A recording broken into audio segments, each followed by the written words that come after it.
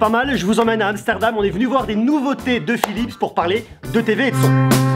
Alors c'est vrai que je vous en parle assez peu, mais il y a toujours plein de belles histoires à raconter au niveau de la télé, au niveau du son. Plein de surprises, je sais pas exactement tout ce qui va se passer aujourd'hui. Je pense qu'on va se marrer. Ça se passe sur 2 jours. On arrive aujourd'hui à Amsterdam, on est le mardi, il y a aussi le mercredi. Et je pense à mon avis qu'on va bien se marrer. Alors je vous emmène avec moi en escapade. Lumière, ça sera un petit peu mieux. L'hôtel est oufissime, vous allez voir, le truc est extrêmement grand.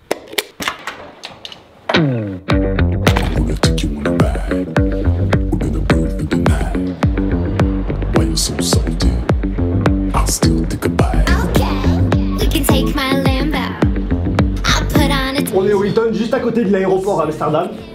On est plutôt bien. Hello. Hi. You work in Qatar, Emirates? Emirates. Emirates? Yeah.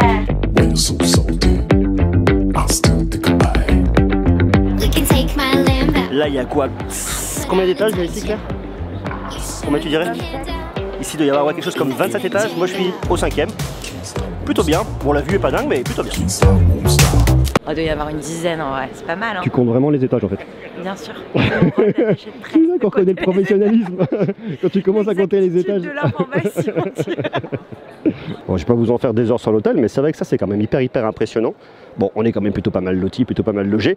Ça c'est bien, mais c'est pas le plus important. Non, parce qu'aujourd'hui le plus important c'est effectivement de vous parler de Philips. Il y a la nouveauté niveau télé, il y a la nouveauté niveau audio. On en parle sur 2 jours. Vous allez voir, à mon avis, on va être plutôt pas mal.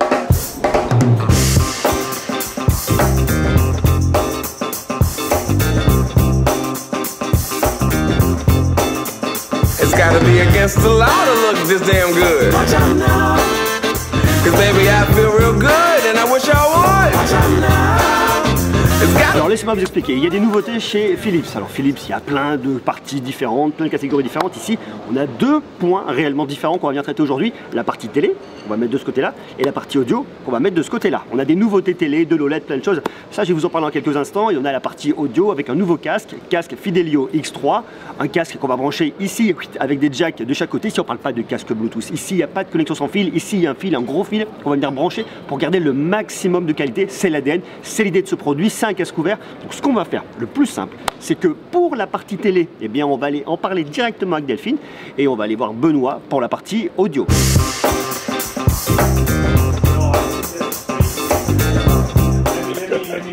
Tu nous fais la pose de Dieu, sous la lumière. T'es magnifique, Pépé. Genre, il y a des gens qui voient pas la Vierge, moi je l'ai vu. Tu l'as vu. Tu l'as vu en 3D en couleur.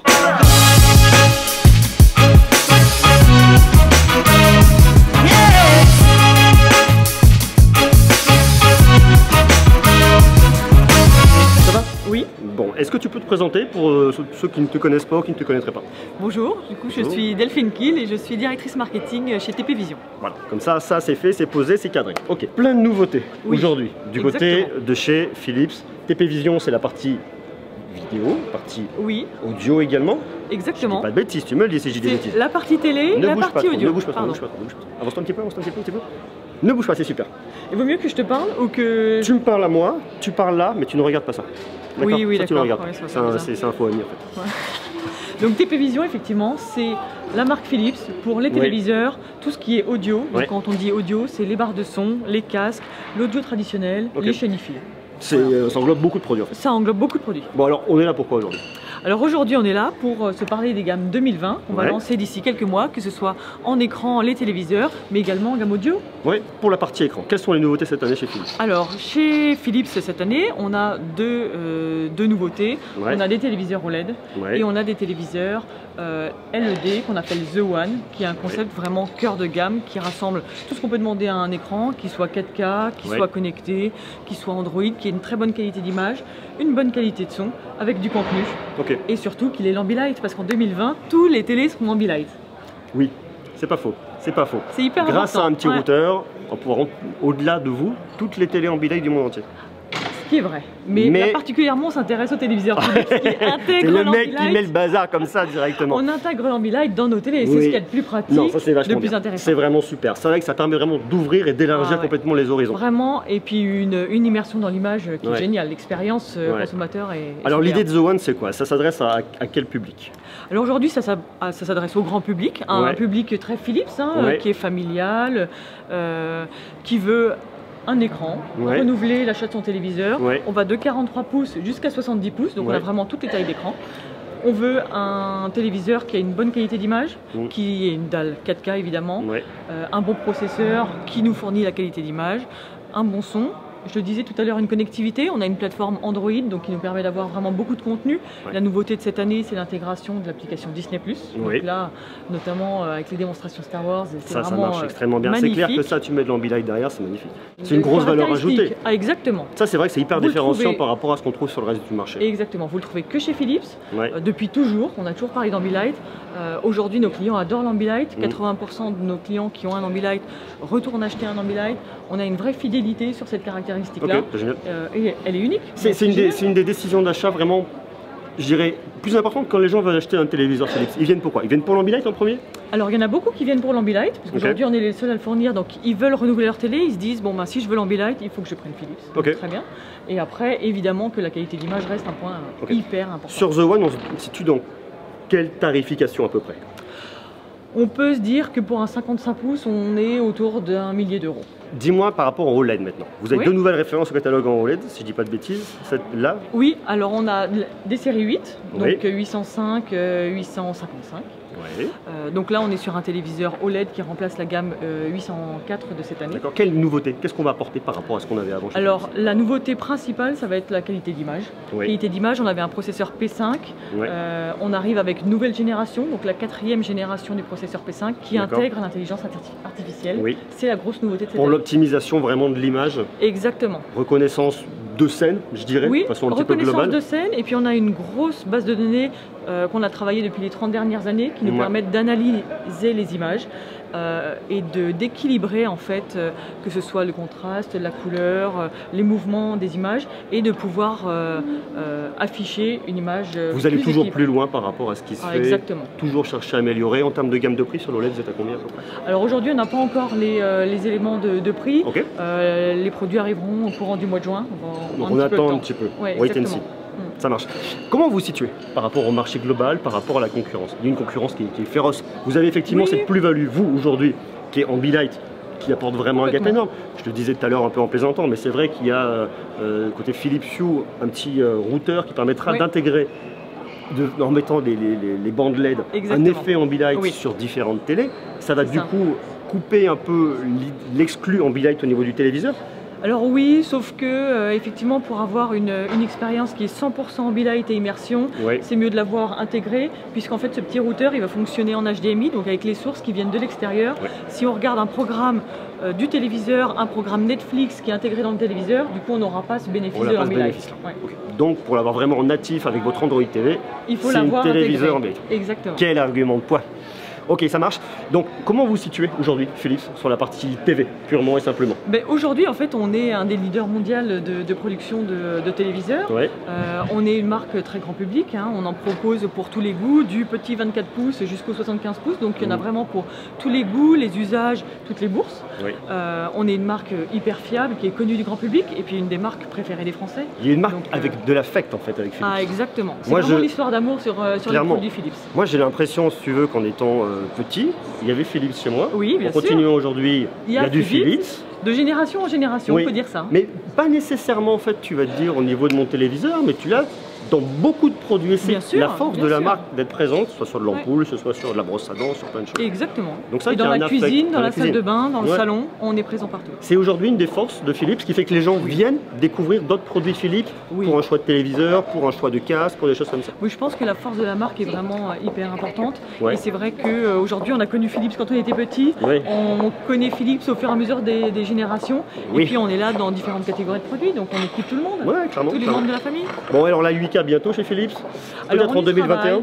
On y travaille pour l'instant, c'est vrai qu'on a déjà montré des écrans 8K. Ouais. On y travaille, mais on est surtout en train de voir si le marché est prêt, s'il y a du contenu, est-ce que le marché est suffisamment mature, est-ce qu'on arrive à avoir une offre qui est cohérente. Ça commence. Donc voilà, on arrive, on ne sait pas encore quand, mais ça arrive. Viens la Delphine, viens la Delphine. Donc ça va arriver, peut-être on aura d'autres informations à l'IFA ou alors on attend 2021? Je pense qu'on va attendre plutôt 2021. On va attendre 2021 que n'importe quoi. Que la 8K commence vraiment à se démocratiser, à s'ouvrir davantage. Oui. Et à ce moment-là, on pourra voir Philips arriver dessus. Exactement. Merci. Mais écoute, c'est génial. On parlera, nous, de Fidelio avec... Comment je continue? Avec Benoît. On va parler de Fidelio avec Benoît et on va s'immerger dans le côté audio. Ah, tu vas découvrir un super produit. Ouais, je l'ai découvert. Je l'ai testé un petit peu. Mais je suis toujours curieux d'avoir les retours de spécialistes à ce sujet.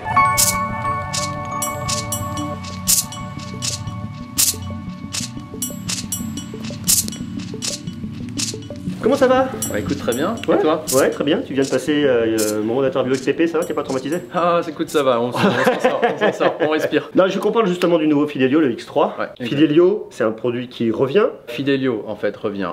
C'est vrai qu'on a eu quelques petits tumultes récemment et qu'effectivement, au niveau de l'innovation et au niveau des produits, on a eu quelques petits problèmes ces 2 dernières années. Okay. Maintenant, on revient en force avec TP Vision qui a donc récupéré la mainmise sur Philips et donc sur Fidelio. Fidelio et donc revient un peu en force avec le X3. Si tu nous resitues un petit peu Fidelio, qu'est-ce que ça raconte comme histoire Fidelio? Alors en gros Fidelio, c'est si on voit Philips comme une marque du marché de masse, on a Fidelio qui est vraiment le segment premium de cette marque-là. Donc c'est vraiment une approche qui est avec Fidelio qui est beaucoup plus orientée vers la valeur du produit que vers la quantité.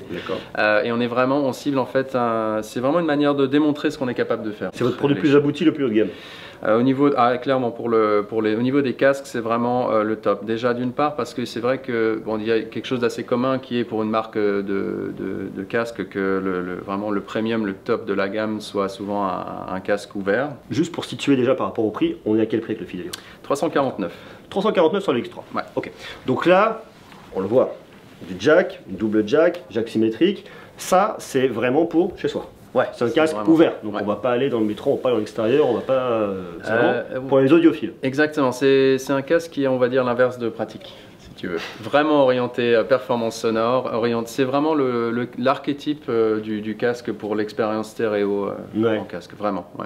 Je me rends pas compte du marché là-dessus, parce que l'audio, on est tous à avoir des écouteurs. Aujourd'hui, il y a un gros développement au niveau du sans fil, casque Bluetooth qu'on retrouve beaucoup, qui nous permettent d'être aussi bien écouté à l'extérieur qu'à l'intérieur. Est-ce que du coup, mis à part effectivement les audiophiles extrêmement pointus, beaucoup de consommateurs viennent se positionner sur des casques ouverts avec des câbles? Avec des fils. Ouais. Alors, comme je disais, c'est vrai que c'est pas du tout l'archétype du casque des gens qui cherchent l'aspect pratique. Donc, effectivement, les fonctionnalités de la gamme X, en fait, ne sont pas du tout orientées pratiques, mais plutôt expérience sonore, expérience design. Vraiment, on est dans ce domaine-là. C'est du premium. Et en fait, on est vraiment c'est le son avant tout. C'est vraiment l'expérience sonore qui prime. Tu te positionnes face à qui aujourd'hui, à la concurrence, avec un produit comme celui-là? Écoute, moi j'aurais envie de dire que s'il y avait je sais pas, s'il y avait vraiment un casque comme ça que je prendrais comme exemple par rapport à lui, je pense que Sennheiser font de très bons casques. Le Sennheiser HD600 doit probablement être une très bonne référence. Okay. Et à ce niveau-là, le X3 se positionne très bien par rapport à lui. Je pense que après, dans ce genre de marché, on est un tout petit peu moins dans des concurrences claires et vraiment... C'est expérientiel.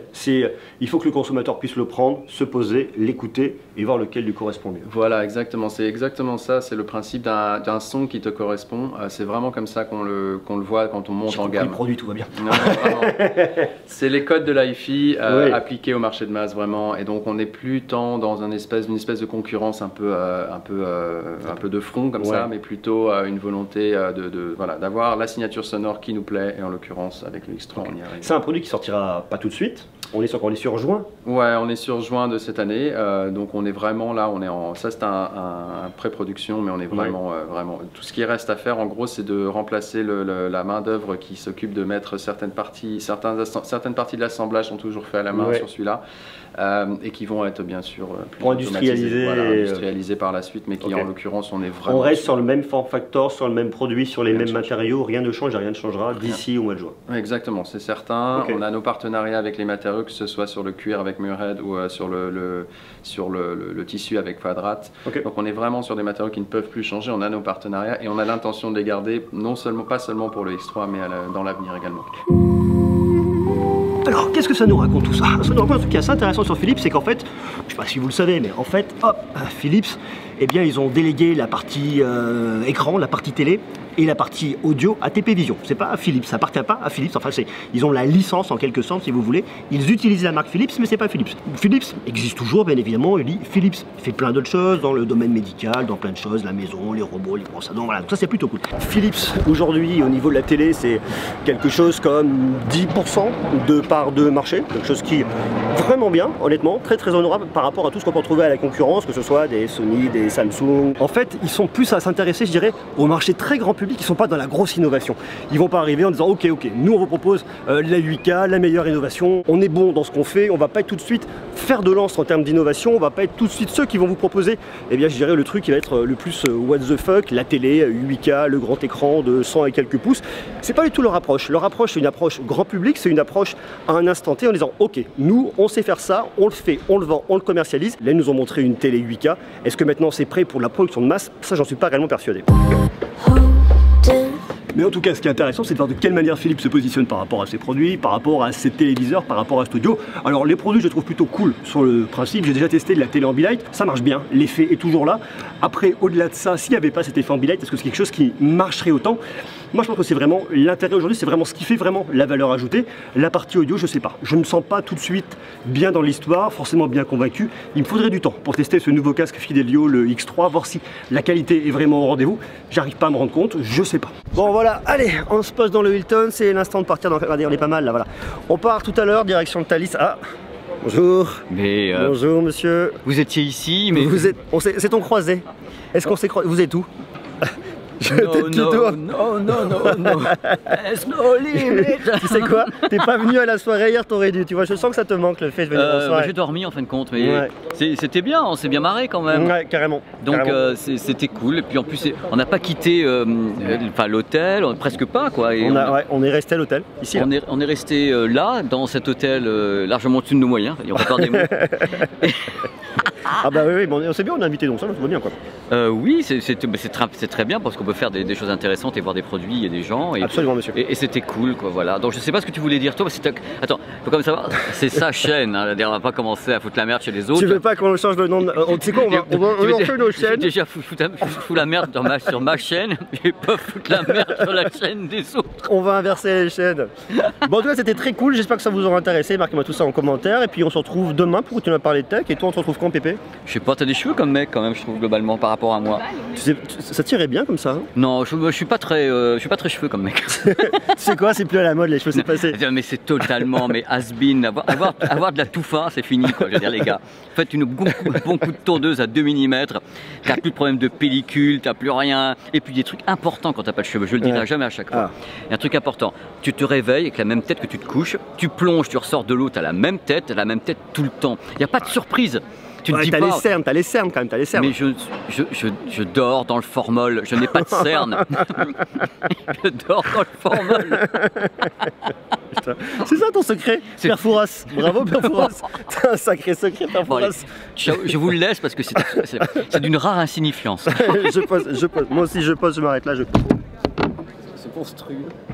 Mais c'est monstrueux au final comme ça.